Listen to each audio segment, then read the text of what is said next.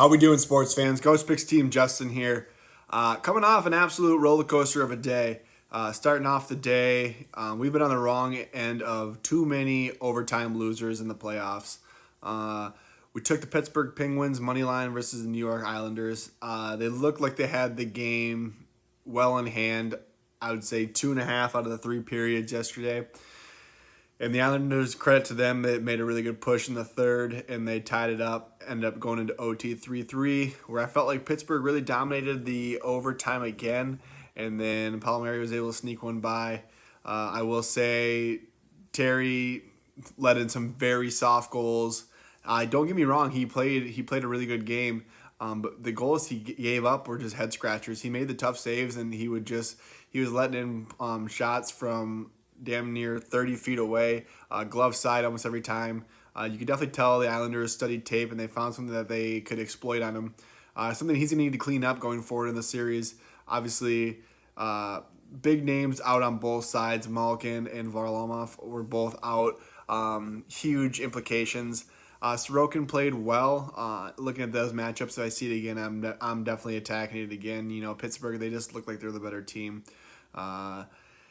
Frustrating to say the least as we lose another one in overtime, kind of like we did with Boston versus Washington. But with that being said, there's not much you can do when the game goes overtime. It's going to take one lucky bounce and the game's over. Our baseball play did not look well as Eiler. We took the Diamondbacks taking on the Nationals, and they were held scoreless. It was a scoreless game up until the 8th, and then Nationals, they got 1 2-run home run and kind of sealed the fate of the game. And then I'm going to take it to our 6-unit play of the day. It was our biggest play. We took the Tampa Bay Lightning money line versus the Florida Panthers, the Battle of Florida.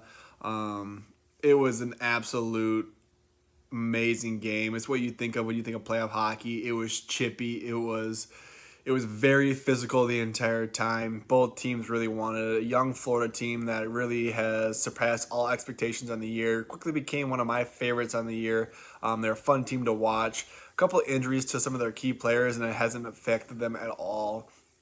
And then you look at Tampa Bay. They get Stamkos back. They get Kucherov back.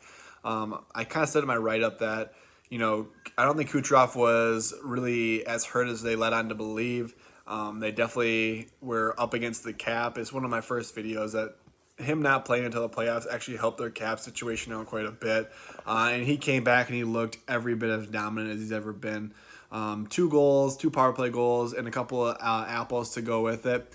I mean, the guy was just absolutely phenomenal. The game was intense. It was back and forth. He kept everyone on their seat. And finally, we came out on top of one of these thrillers, which is always what you want. And it's also our biggest play of the weekend with 6 units. I feel like we finally have the monkey off our back. That happened in the Minnesota game. It was our free play of the day. Plus 150 is when we put it out. Not enough to be said about Cam Talbot. He played absolutely lights out. So did Fleury. Always Fleury with a little extra flair, more than I think he needed to on some of those saves. But don't get me wrong, he made some incredible saves. Minnesota, they were really fortunate to still be in it. After the first period, they got kind of rocked, and then they settled in, and you could tell they became more comfortable with the pace of play. Looking forward to that series as well, as you can just tell these games are going to keep building and getting more and more chippiness to them. Minnesota ended up getting an OT winner, winning 1-0. Joel Eriksson-Ek kind of got that garbage goal right out in front of the net. Fleury gave up a rebound, and he was right there to bury it. Like I said, it was a very, very fun, exciting day of hockey. 3 out of the 4 games went to OT, and one had a game-winning goal with less than a minute left. You can't ask for much more. I can't wait for the 3 games we have today. With that being said, our free play today is going to go right back to hockey, and we're taking the over in the Carolina-Nashville game. It's at 5.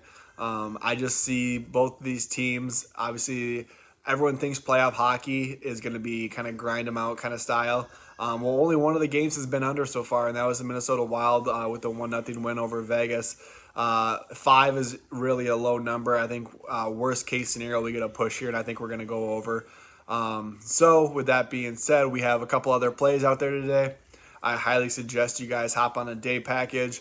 All those guys are on the weekend package. We're going to be blasting out plays here very shortly.